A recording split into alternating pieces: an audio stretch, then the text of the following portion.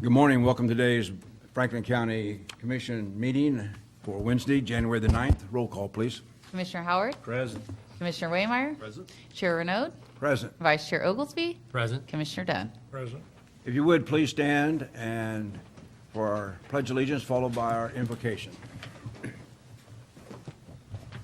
I pledge allegiance to the flag of the United States of America and to the republic for which it stands, one nation, under God, indivisible, with liberty and justice for all. You pray with me. Creator God, we invoke the spirit of justice and peace for our county. We invoke decisions being made that is for all the people. We are thankful for the people that have signed up and have been voted in to serve us, to serve our county, to give of their time, to give of their talents, to give of their knowledge. Bless everybody that is here today. May decisions be made that will help our county and our communities in that county. In your holy name we pray. Amen. Thank you.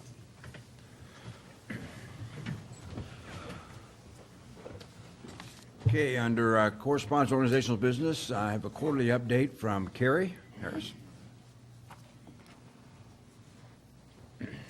Good morning. Morning, Carrie. So since I was here in October, we wrapped up another successful year of conservation implementation here in Franklin County. During 2018, the Conservation District continued our locally led conservation delivery that we started in 1941.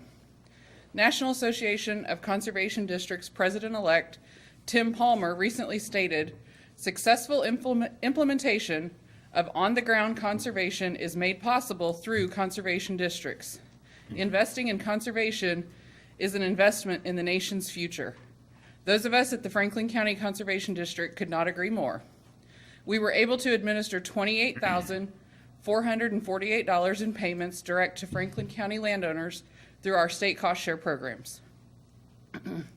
These payments assisted with the installation of $73,000 worth of on-the-ground conservation practices to address soil erosion, water quality, grazing land health, pollinator habitat, and other natural resource concerns. The Conservation District also played a key role in providing assistance in the administration of federal Farm Bill programs and contracts and incentive payments totaling $192,898 through EQIP and CSP for work valued at $245,000 here in Franklin County. Conservation District staff was also able to assist landowners with receiving incentive payments through the federal CRP program and the Kansas Department of Wildlife and Parks and Tourism's Habitat First program.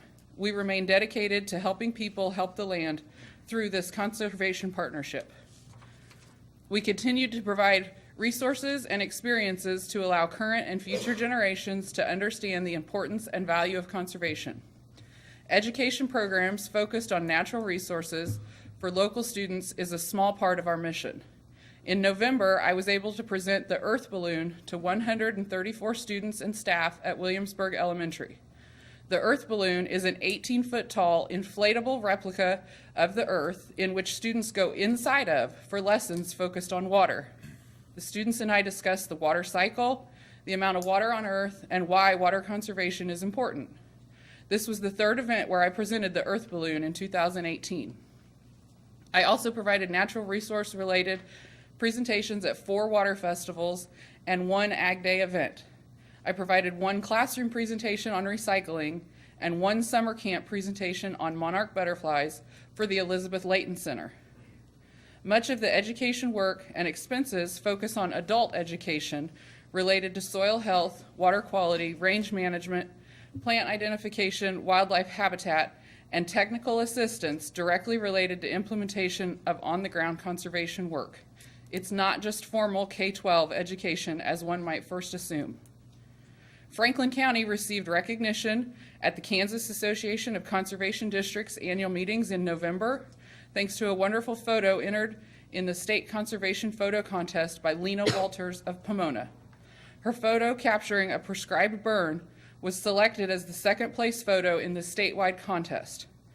Also, during the KACD annual convention, attendees heard from speakers including Senator Pat Moran, Karen Woodrich, who is the state conservationist for NRCS, Gary Eibach, the Undersecretary of USDA, and Jim Guilfold, the Regional Administrator for EPA Region 7.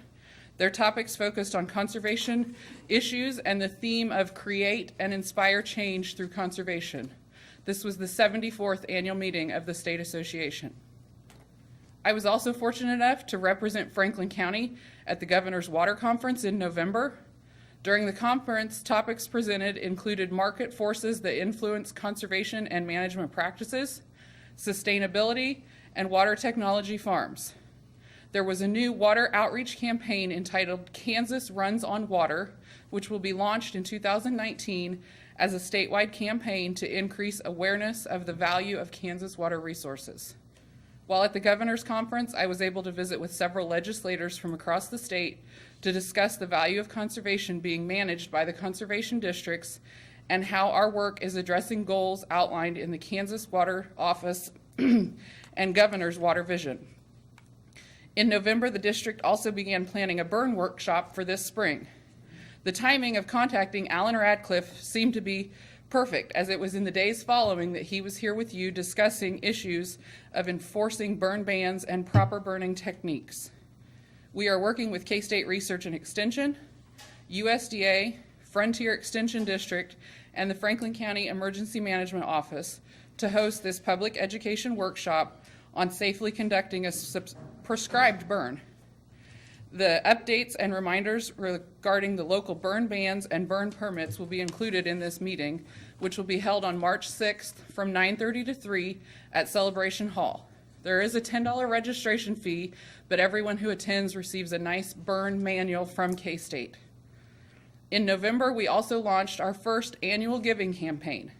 We reached out to supporters of the Conservation District and provided information to them about several ways they can support the Conservation District through tax-deductible donations to aid in enhancing our mission and program delivery. While the campaign did not generate thousands of dollars, we greatly appreciate the contributions we did receive and look forward to seeing the annual giving campaign grow in 2019. We were fortunate to continue our partnership with 6 of the 8 local banks to select the 73rd annual Franklin County Bankers Award. 2 Franklin County families have been selected as recipients of the 2018 Kansas Bankers Award for Soil Conservation. This award is presented in recognition of general quality of conservation work completed on the land and maintenance of conservation practices and overall stewardship methods. The Conservation District will also be presenting a Grassland Award, which is presented in recognition of outstanding improvements and management of grassland.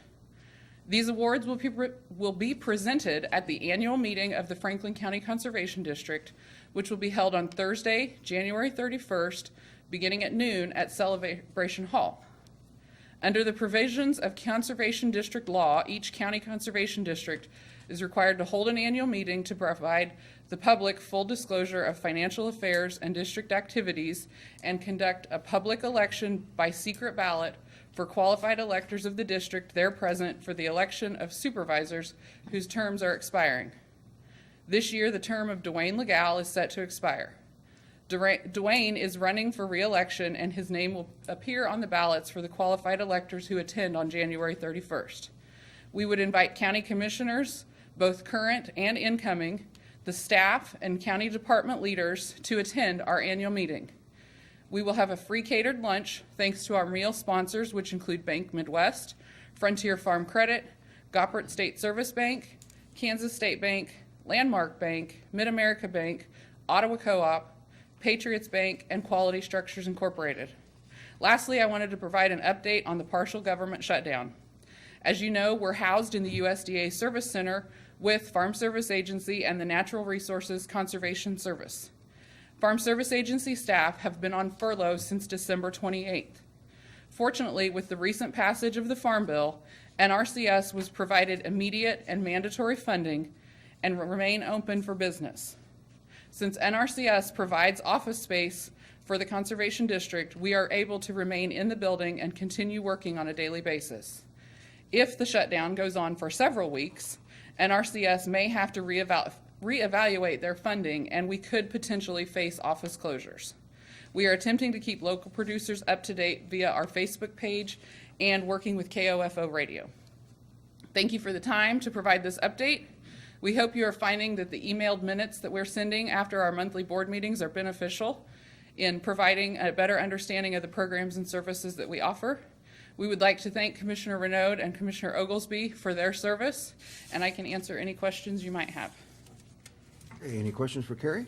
Yes, have you been able to get another drill, or I know it's in the process of getting We a drill? have a new drill that is sitting at McConnell. We were able to work with, not McConnell, I'm sorry, Can-Equip. It's been McConnell for a lot of years. Ryan, the salesman out there, we were able to trade the drill that we had and purchase a new one, and they were getting it put together for us. Last week, he called and told me it was delivered. So we will have a brand-new drill ready here probably next week.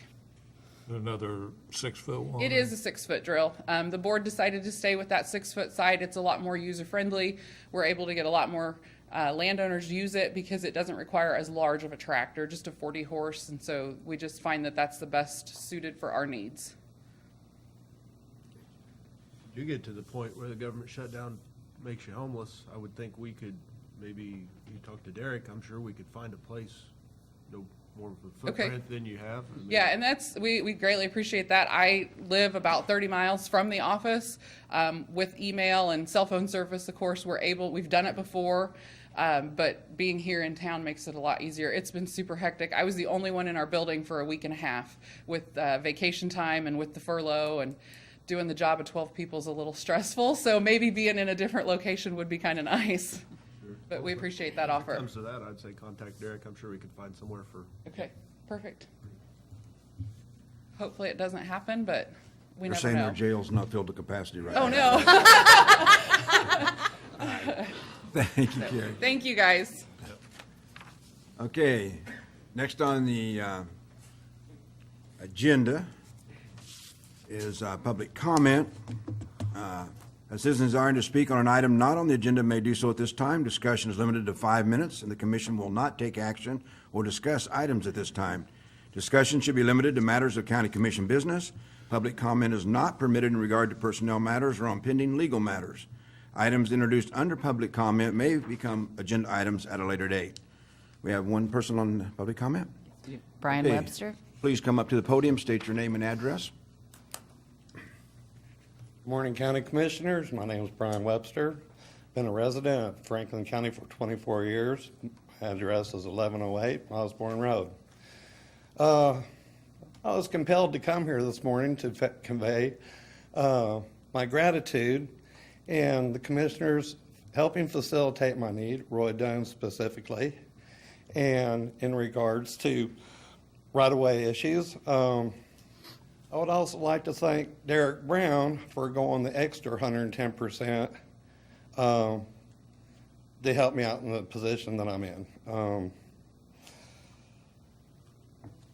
I think there's a time that I believe y'all are starting to lead by example and by design, and I like what I see. I need to tell you that, and I thank you for your time. If you have any questions, I'm right here. thank you. Thank you. Thank you very much. Derek, thank you. Okay, next item then, on the consent agenda. Several items today. Number one is to consider and approve the claim vouchers in the amount of $245,539.06. Tax change orders in the amount of a positive $21,434.33. Consider and approve the canvass minutes for November 13, 2018. Consider and approve the special meeting minutes for November 27th, 2018. Approve the Franklin County Commission meeting minutes for December 19th of 2018. The County Commission minutes for December 26th of 2018. Consider and approve the payroll for the pay period of November 21 through December 20 in amount of $1,188,978.75.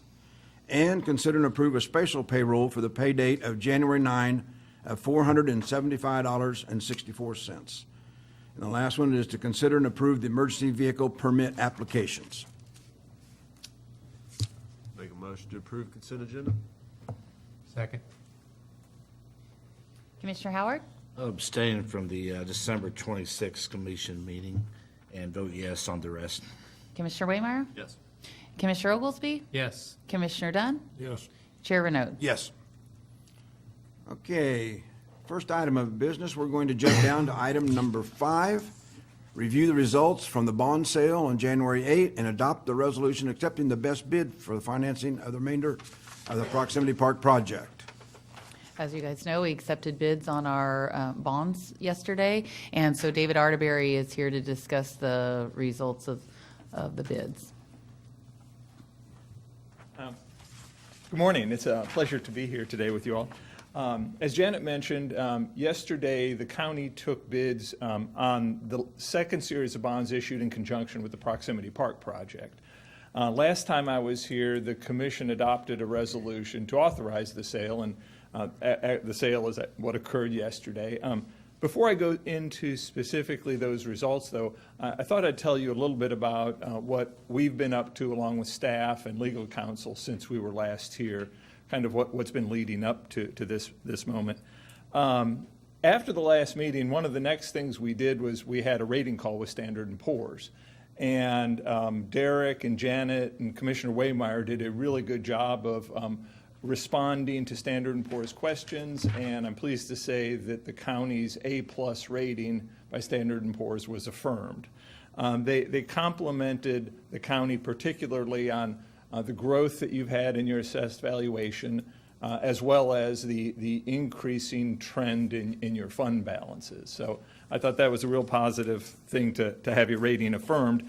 I did want to, if you don't mind, indulge me a minute, just kind of wanted to read something to you, kind of sort of a summary of the rating. A lot of times when they do a rating report, what they'll do at the end of the report is put some things that going forward might cause your rating to go up if they occur, and then also mention some things that if they were to occur might cause your rating to go down.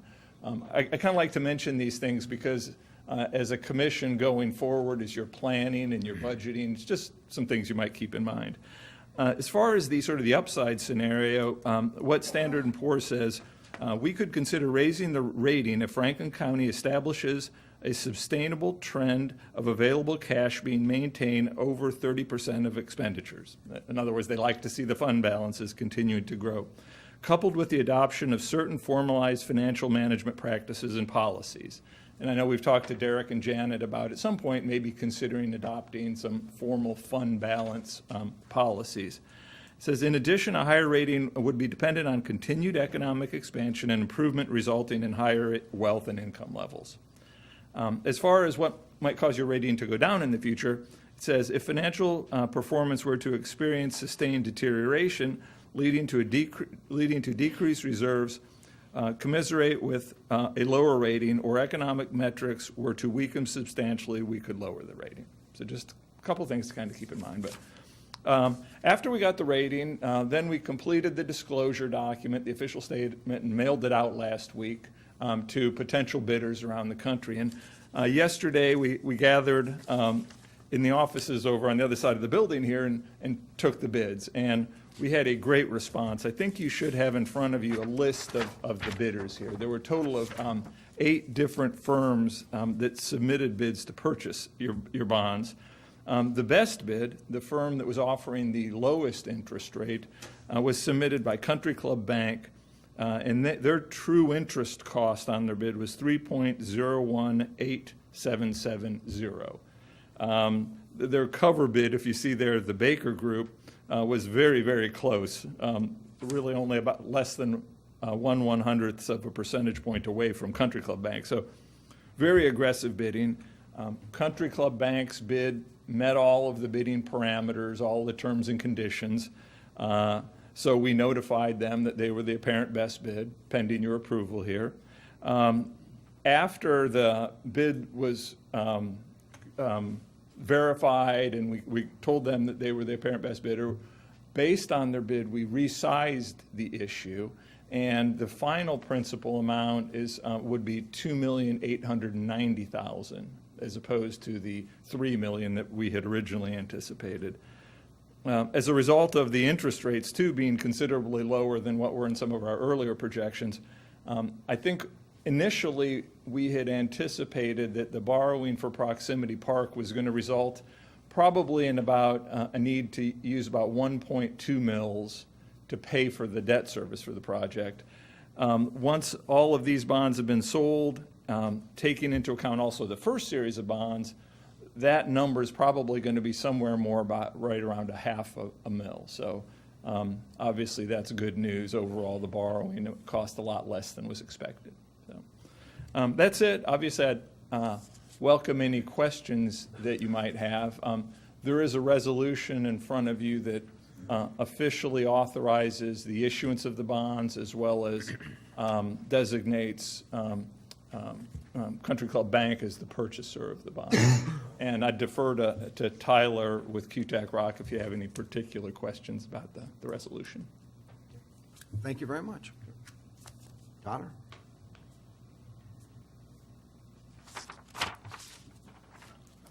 Morning, Commissioners. I'm Tyler Ellsworth with the law firm of QTAC Rock, County's Bond Counsel, and I'm joined by my colleague Adrian Serene, who's been assisting on this issue. I think Dave summed it up nicely. The resolution formally authorizes that the county issue these bonds that Dave described and sets out the terms and details of the bonds. I'm happy to answer any specific questions about it, but I think that's a fair statement of what your action is being requested this morning. Okay, the commissioners have all that documentation in their packet. Do you have any questions at all then about the resolution or the? Gary? Yeah, before we take a motion on this, a couple things. Obviously, we're happy with the amount of bidders we had on the bond issue. And while I'm happy with our bond rating, it's a good bond rating, I am disappointed that we didn't get an upgrade. I think we're close. And we will get that upgrade. I think we just need more time. Like, our fund balances are heading in the right direction, and I can guarantee you that there are additional efficiencies that we will continue to find. I just don't think that enough time has elapsed yet for us to get there. But when I look at where this county is trending and where this community is trending, I think those things are going to take care of themselves, and I do think we will get our fund balances there. So while I'm happy, I certainly think that we're going to see improvement. With regard to David and Tyler, and I've said this before, but we're lucky to have them. The people of Franklin County are lucky to have them. They have been invaluable to both Janet and I, helping us through this process, just giving us solid, practical advice. So certainly I appreciate that, and hope we can continue working with them for a long time. Yes, I will entertain a motion. I make a motion to adopt the resolution approving the issuance of general obligation bonds for the financing of the Proximity Park project as presented. Second it. Commissioner Waymire? Yes. Commissioner Oglesby? Yes. Commissioner Dunn? Yes. Commissioner Howard? Yes. Chair Vinod? Yes. Okay, thank you very much. Thank you, gentlemen, for coming and presenting that information to us. Okay.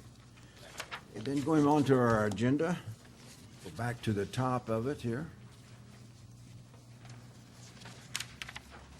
Now we'll go to consider for approval entering into the real estate and personal property lease with Ransom Memorial Hospital Board of Trustees. Derek? Yeah, you will recall back on August 28th, we had a joint study session with the Ransom Board of Trustees, the purpose of which was to discuss a potential affiliation with Adventist Health System. At that time, the hospital CEO, Matt Hine, and his staff gave a great presentation about kind of what led to this discussion starting and what is necessitating the potential affiliation. You'll also recall that at that meeting, it was discussed that there would be some procedural matters that the commission would need to take care of in order to help effectuate this affiliation. one of which was a lease that kind of helps clarify some of the rights that the Ransom Board of Trustees has. And so that lease is in front of you. Justin Schinkel with Folston Siefkin, who is representing the hospital on this matter, is here to kind of talk you through the lease and answer any questions that you may have. So. Good morning. Good morning, Commissioners. Thank you, Derek, for that introduction. My name is Justin Schinkel. I'm an attorney at Folston Siefkin, and we represent Ransom Memorial Hospital. And as Derek said, you all have met with them and received that presentation. I attended that meeting back in August. The Ransom Memorial Hospital Board the day before had approved and executed the letter of intent with Adventist Health System. And so since that time, we've just continued to progress toward the definitive lease. There has been due diligence completed since that time. Ransom and Adventist Health have been working together to complete that due diligence and prepare for that transition. And so today we've got for your consideration the lease between the County Commission and Ransom Memorial Hospital. And as I said at that meeting, the reason for that lease is because the county technically has the title to the hospital, real and personal property, and Advent Health has requested that we get a lease, just confirming that the hospital has the authority to use the hospital property and to sublease the property to Advent Health. It's actually a subsidiary of Advent Health. It's Advent Health Ransom Memorial, and that entity has already been formed. So the recitals in the resolution and in the lease are rather long, but the lease is relatively short as to what you might expect, and that is because the hospital, the Ransom Memorial Hospital Board, will enter into a lease which is rather lengthy. At this point, it's over 60 pages with Advent Health that covers a lot of the key terms. We discussed a lot of those terms at that August meeting. I'll review those here just so you all are familiar with them again. Advent Health has committed to investing at least $10 million in the first 5 years of the lease term toward capital improvements for the hospital. Advent Health has also committed to upgrading the hospital's IT infrastructure to the Advent Health platform, and it will also assume and guarantee the hospital's liabilities and debts. The board of the Advent Health Ransom Memorial will be comprised of at least 3 members from the Ransom Memorial Hospital Board, and will also be comprised of at least a majority of individuals from Franklin County who either live or work full-time in the Franklin County. Ransom Memorial Hospital Board will have the final decision over all tax revenue to be spent for the benefit of the hospital, and those dollars will be spent for capital improvements, for indigent care, and for other similar projects and programs benefiting the hospital in Franklin County. Advent Health is committed to achieving and maintaining quality ratings, and the Ransom Memorial Hospital Board will participate in that review and discussion regarding the hospital's quality improvement program. And if Advent Health breaches any of the material terms of the lease between the hospital board, the Ransom Memorial Hospital Board, and Advent Health, then the Ransom Memorial Hospital Board may terminate that lease, at which time the hospital property and operations would revert back to the Ransom Memorial Hospital Board. So the Ransom Memorial Hospital Board fully supports the lease, is continuing to support. It has recently adopted a resolution very similar to what you all have in front of you today, and so they encourage you all to vote in favor of adopting the resolution and the lease. And with that, I know you all haven't had a lot of time to review the lease and resolution, but I'm open for questions. I'm happy to discuss any of the provisions of the resolution or the lease. I know one thing we've discussed before is one portion of that one statement, whereas more than 80 rural hospitals in the United States, 3 in Kansas, have closed since 2010. Obviously, keeping this hospital functioning for our community is of utmost importance to this commission. And when you see that, the reason for going to this direction, obviously, is pretty much on the table and clarifies why we would be doing that. And I would commend the Ransom Memorial Hospital Board and that staff for what they have put together to explore that possibility. Do we have any questions on the lease? If not, I'd entertain a motion then to approve that. I make a motion to approve entering into a real estate and personal property lease with Ransom Memorial Hospital Board of Trustees. Second. Commissioner Oglesby, Yes. Commissioner Dunn, Yes. Commissioner Howard, Yes. Commissioner Waymire, Yes. Chair Bernode. Yes. All right, thank you very much. We have the resolution. Yeah, I'll have him stick around. And now we have the resolution confirming the RMH Board of Trustees having the authority to lease the Ransom Memorial Hospital and certain of its operations to Advent Health. Yeah, this is just the resolution that he discussed. We made it a second item, but certainly you have any questions about the resolution. The recitals contained in the resolution are, I believe, identical to those that are contained in the lease, and so very similar documents. But if you have any questions, certainly please ask now. Okay? I entertain a motion then to approve the resolution. Do you have a number, Janet? 1902.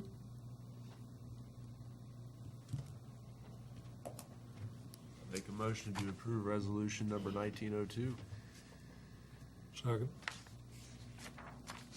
Commissioner Dunn, Yes. Commissioner Howard, Yes. Commissioner Waymire, Yes. Commissioner Oglesby, Yes. Chair Bernode.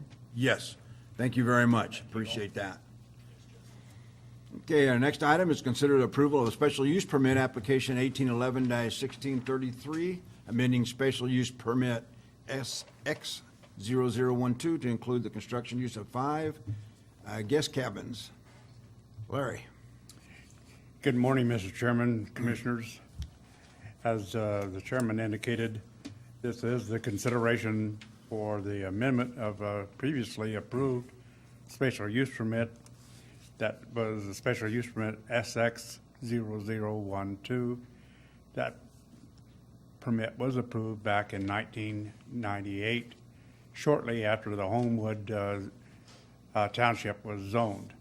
There was a provision in the county zoning regulations at that time that as these townships came into the fold of the county's jurisdiction as far as zoning was concerned, that they had 180 days basically to submit a request to the county planning director for the approval of a special use permit as an existing business that was in operation prior to that township agreeing to the countywide zoning.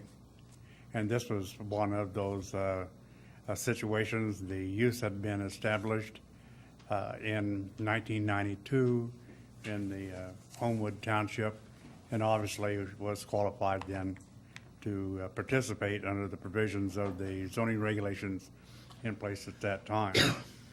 Unfortunately, as I think most of the commissioners are aware, these permits did not carry with it any specific findings or any specific conditions.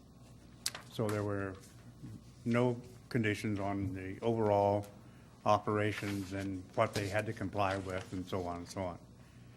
And as time has gone on, even though there had been a preliminary plat that indicated some of the activities that they anticipated, it got to a point where these changes, these activities and structures were changing use and location, and some of them weren't even being constructed at all.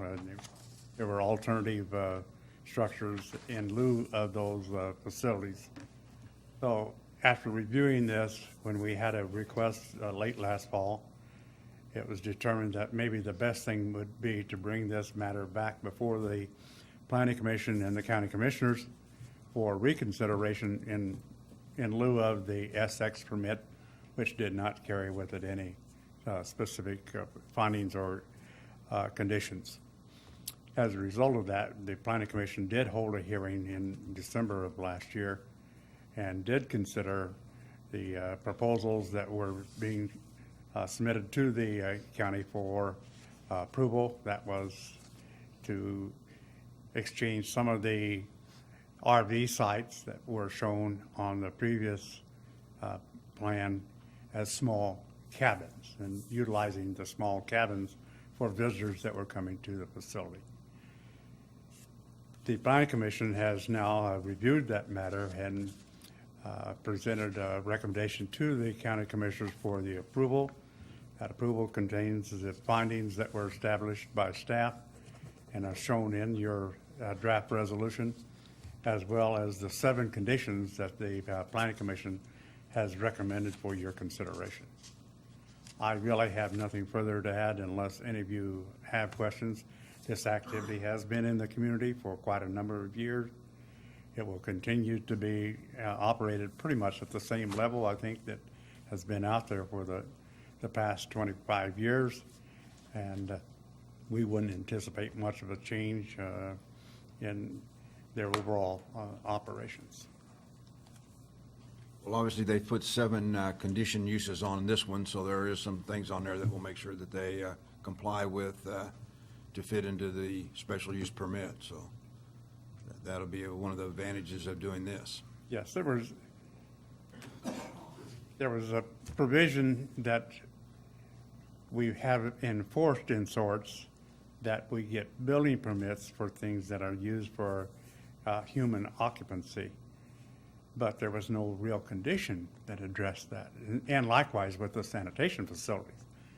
But we have attempted to persuade the operators of that facility that they should be in compliance. And unfortunately, there are disagreements that come up with that from time to time, and we needed to have the ability to make certain that that was a specific requirement that we would enforce throughout their entire site as far as their operations and new construction was concerned. Any more questions for Larry? No. What is the sanitary system they're going to use out there? Centralized, or how's that work? No, it's not centralized. This property is sufficiently large enough, Roy, that it basically requires more or less individual. The only place where we had a number of these hooked together was for the RV sites. And that had to utilize an oversized septic tank and an oversized field, even though the activities weren't there 24/7 throughout the entire year. It was there to accommodate the worst-case scenario. But most of these facilities are individual. That was the one exception, and we would anticipate that that would be a continuation of the ability to provide sanitation throughout that development. How do they do their water then? How do they do that? Well, at this time, it's being provided by the Rural Water District, and they have assured us they do have the capabilities of providing water. In fact, water lines have been extended pretty much throughout that entire site. So they will have, I think, adequate water supplies to meet their needs, at least as far as anything we've seen to date that was being proposed for the immediate future.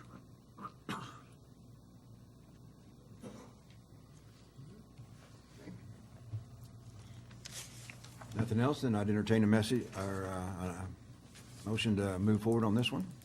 Make a motion to approve the special use permit application 1811-1633 for His Way Ministries, amending special use permit number SX-0012 to include the construction and use of 5 new visitor guest cabins, recreation facility, equipment storage shed, prayer chapel, and an A1 agricultural zone.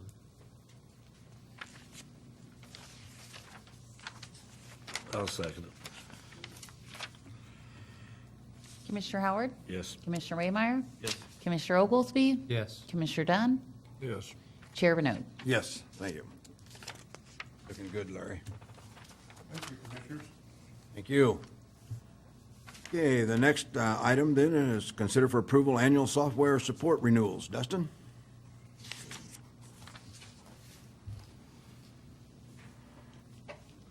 Morning, gentlemen. These are our annual supports, or several of our annual supports. There will be more later in the year. These are just the ones that are due at the beginning of the fiscal year. In front of you, you've got invoices for Tyler Technologies. That's our primary public safety software system. You've got Thomson Reuters, which is our enterprise management, handling oil, gas, tax, financial management, payroll, et cetera. TriTech is a billing software that Nick Robbins uses over at EMS. And Mobile Wireless is a VPN solution that's being used by EMS, Community Corrections, the Sheriff's Office, several of our public safety type functions as well. Total of all these is $106,204.10. Out of those, there's $21,572.93 that'll come out of the Registered Deeds Tech Fund, and $10,983.56 that'll be coming out of 911 funds. Any other questions for Dustin? If not, I would look for a motion to approve this. I'll make the motion. Second. Commissioner Waymire? Yes. Commissioner Oglesby? Yes. Commissioner Dunn? Yes. Commissioner Howard? Yes. Chair Vinode. Yes. Thank Thank you, you, gentlemen. Dustin. Okay, that takes us to staff reports. Derek? Yeah, I think what I'd like to do now is recognize the two of you who are leaving the commission. I think maybe once I've done that, we can finish up staff reports and do commissioner comments and board reports, and then close the meeting down and have the reception afterwards. So certainly, you know, I could say a lot of things, a lot of great things about the two of you. This has been a fun time to be a part of Franklin County. I think the two of you have been great to work for. I think that your integrity has been outstanding. I think one of the things that I appreciate most, and, you know, if there is a legacy, so to speak, it's that both of you were very much pro-employee, and you have no idea how much I appreciate that and how much some of the other leaders in this room appreciate that. While you've been on the commission, we've given significant pay raises pursuant to our pay plan every year that have made us more competitive. We've done that without increasing the mill levy. And it seems as if every opportunity you've had to help our employees, you have done so. And I commend you for that and for buying into the long-term vision, because we talk about this all the time, but turnover just kills organizations, and it's expensive, and in the long run, you lose far more money through turnover than you do appropriately compensating your people. And so certainly, I appreciate that. I think that it's clear, and it's been clear to everyone, that neither of you brought personal agendas onto the commission. I think you both just wanted what was best for the people that you represent. And I think at the end of the day, that's all that's all the people can hope for. I mean, I think you can't make everyone happy all the time. And I think that's a fact that's lost on a lot of people. I mean, I know we've had people upset, but it's a hard job, and it's a thankless job, and the two of you did it very well. And so I appreciate having the opportunity to work with both of you. And we have a plaque, as well as a bucket here of some stuff. So if maybe Randy, if you want to come down first and get this.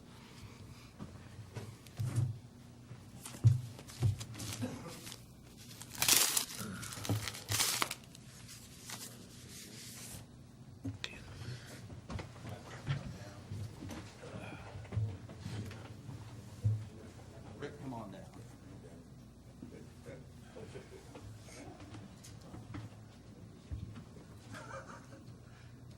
I'll hand you that, and Rick, I'll give you yours as well.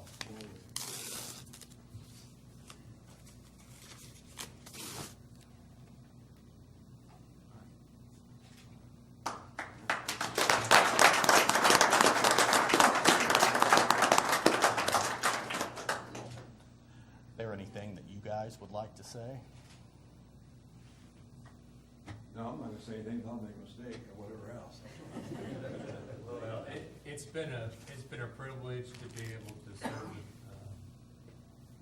the community and the public in Franklin County, and I made this statement yesterday at the Chamber Board meeting. This will be the first time in 37 years that I will not be part of serving the government in some capacity, and that'll be different, but it's been a privilege, and I hope that I've been able to serve you all in an honorable way.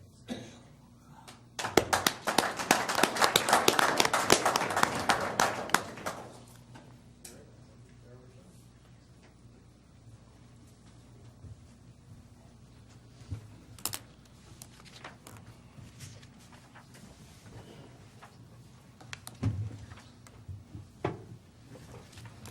Thank you, Derek. I had actually figured I'd do my comments tomorrow morning on COFO.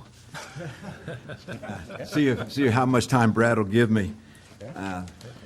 But your comment about, because I thought, well, he's going to ask me, what did we accomplish? And I thought about that, but the pay plan was one of the big ones, and the employees, and I was surprised at how many employees I knew, either former students or people, and even neighbors that are on the county I didn't know of, but it's definitely, it's been an honor and a privilege.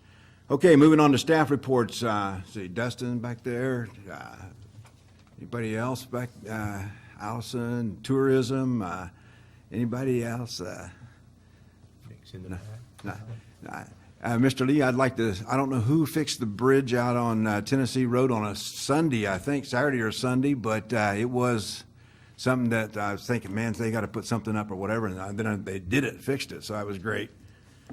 You've got great staff, very dedicated. When they see problems like that, they try to address them immediately.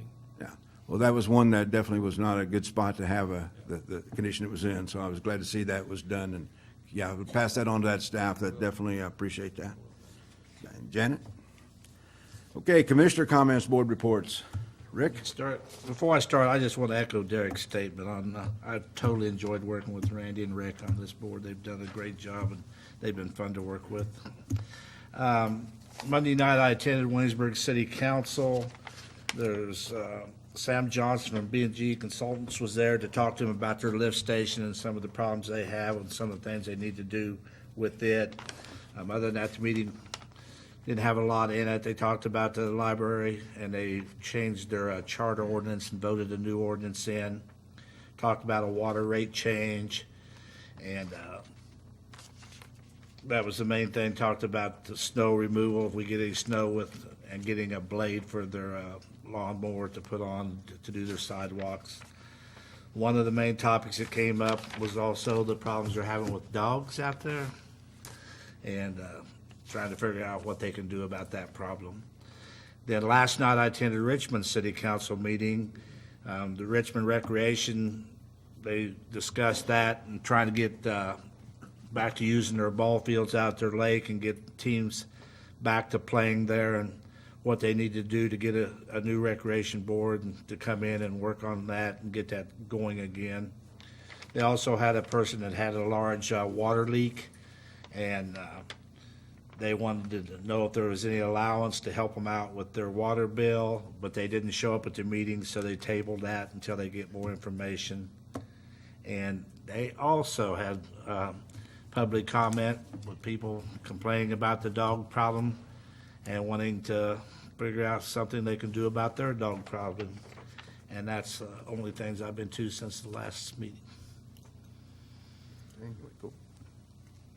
Well, yesterday I did attend the chamber board meeting, some new members, one of which is here with us today, which is Melissa, and I think that's going to be great for her being on the chamber board. And they did finish 2018 strong and finished in the black, which is good. They're looking forward to being able to take a long look and see where the organization needs to go and how chambers are changing and how they need to change and to meet all the financial things that come up and how things have changed, membership and all that just can't seem to drive that funding anymore. So you have to look for different ways, and they're looking to have some type of strategic meeting to see if they can figure out new ways to accommodate those changes. And I think that'll be very beneficial to the community as well. So that's it. I just want to comment about Rick and Randall. Really appreciate them being on the board with me. really appreciate the input, their expertise, and their commitment to serving this county in the last 4 years. So anyway, be looking forward to the new commissioners coming on board. And the only thing I got going is the Elizabeth Layton Center legislative dinner tonight over in Paola. I don't know if anybody else is going besides me. Okay. Looks like maybe Commissioner Oglesby and myself are looking to becoming dog catchers or something for the county. I want to continue working for the government, Rick, while we can see what we come up with. I got a dog box back in my truck. We could put a sign on it and go. I don't know. I've done that in the past. I don't think I'll pass. Well, I've been asked by the East Central Kansas Area Agency for the Aging to stay on as a board member in a different capacity, not associated with the county. So I will at least be continuing on that board and look forward to seeing Commissioner Dunn or whoever else on that and do that. Okay, looks like we have reorganization meeting on Monday the 14th. If there's nothing else in, I look for a motion for adjournment. So everybody knows, those aren't chamber pots we're giving them. Oh. I can make a motion to adjourn. Okay. Got a motion. A second. Thank you. All in favor? Rick had one job. We are now adjourned.